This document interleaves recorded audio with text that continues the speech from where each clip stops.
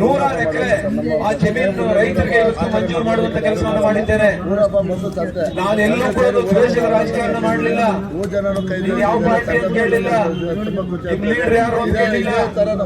ಮಾಡ್ಕೊಂಡು ತುಂಬಾ ಆಚೆಯಿಂದ ನಾವು ಕಾಯ್ತೇವೆ. ನೀವು ಯಾರು ವೋಟ್ ಹಾಕಿದ್ರಿ 50 ವರ್ಷಗಳಿಂದ ಅಂತ ಕೇಳಲಿಲ್ಲ. ಮುಂದೆ ಬರ್ತಕ್ಕಂಥ ಚುನಾವಣೆಗಳಿಗೆ ನೀವು ಯಾರು ಹಾಕ್ತೀರಾ ಅಂತ ಕೇಳಲಿಲ್ಲ. ಚಿಂತಾಮಣಿ ವಿಧಾನಸಭಾ ಕ್ಷೇತ್ರದ ರೈತರು ಅಂತ ಪರಿಗಣಿಸಿ ನಾನು ಸುಧಾಕರ್ ಹತ್ರ ಇರ್ತಕ್ಕಂಥವ್ರಿಗೂ ಕೂಡ ಮಂಜೂರು ಮಾಡಿಕೊಟ್ಟಿದ್ದೇನೆ. ನನಗೆ ಕೆಲವರು ಕಸ್ಬಾ ಹುಳಿಯಲ್ಲಿ ನಮ್ಮವ್ರು ಬಂದು ಹೇಳಿದ್ರು, ಅಣ್ಣ ಅವ್ರು ನಮ್ಮ ಪಾರ್ಟಿ ಅಲ್ಲ ಅಂತ ಹೇಳಿ, ನಮ್ಮ ಹತ್ರ ಸೇರ್ತಾರಂತೆ ನೋಡ್ರಪ್ಪ ಕರ್ಕೊಂಡ್ಬಿಡ್ರಿ ಈಗ ಅಂದೆ. ಅಣ್ಣ ಅವ್ರು ನಮ್ಮ ಪಾರ್ಟಿ ಅಲ್ಲಣ್ಣ, ಈಗ ನಿಮ್ಮ ಜಮೀನು ಮಂಜೂರು ಮಾಡಿಸ್ಕೊಳಕ್ ಬಂದಿರೋದು ಅಂದ್ರು. ನಾನೊಂದು ಮಾತು ಹೇಳಿದೆ ಅವ್ರಿಗೆ, ನಮ್ಮ ಲೀಡರ್ಸ್ಗೆ, ನೋಡಪ್ಪ ನೀನ್ ಸೇರ್ಸ್ಕೊಳಂಗಿದ್ರೆ ಸೇರ್ಸ್ಕೊ, ಇಲ್ಲ ಅಂದ್ರೆ ನಿನ್ನಿಷ್ಟ, ಆದ್ರೆ ಜಮೀನಂತೂ ಮಂಜೂರು ಮಾಡೇ ಮಾಡ್ತೀನಿ ಅಂತ ಹೇಳಿದೆ. ಜಮೀನ್ ಮಂಜೂರು ಮಾಡ್ತೀನಿ ಅಂತ ಹೇಳಿದೆ.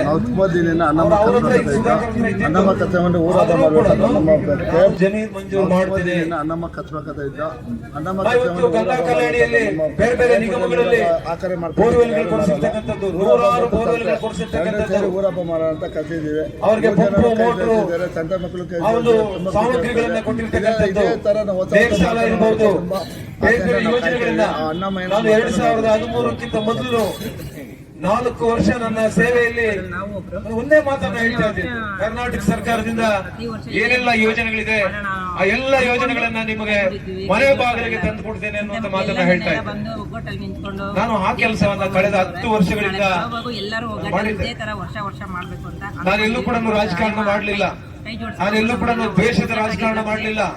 ಇವ್ರು ನಮ್ಮವರು, ಅವರವರು, ಇವರವರು, ಇದು ಬಿಜೆಪಿ ಆಗ್ಲಿ ಕಾಂಗ್ರೆಸ್ ಆಗ್ಲಿ